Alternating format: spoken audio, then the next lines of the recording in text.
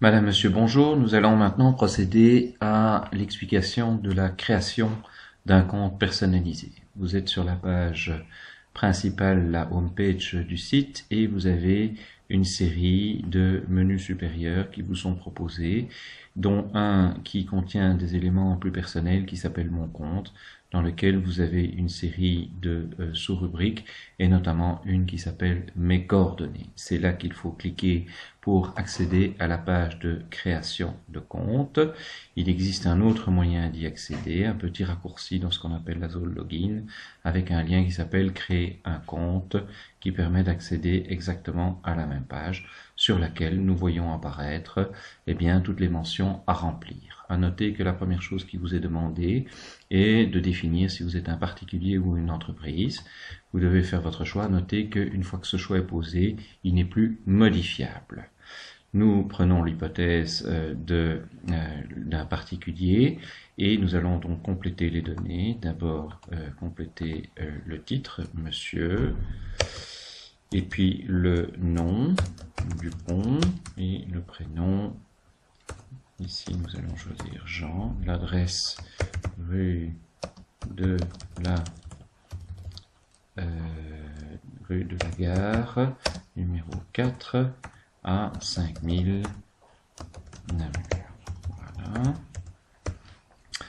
Ici, Belgique par défaut est proposé. À noter que vous avez de temps en temps un petit point d'interrogation qui vous est proposé, qui vous donne un petit texte explicatif sur la manière dont il faut compléter le champ. Ensuite, très important, la zone de login, c'est la zone dans laquelle vous allez compléter une adresse email. Et on va prendre donc jean.dupont@test1.com et il faut répéter cette adresse. Le copier-coller ne fonctionne pas pour des raisons de sécurité et on complète deux fois donc l'adresse email, un téléphone,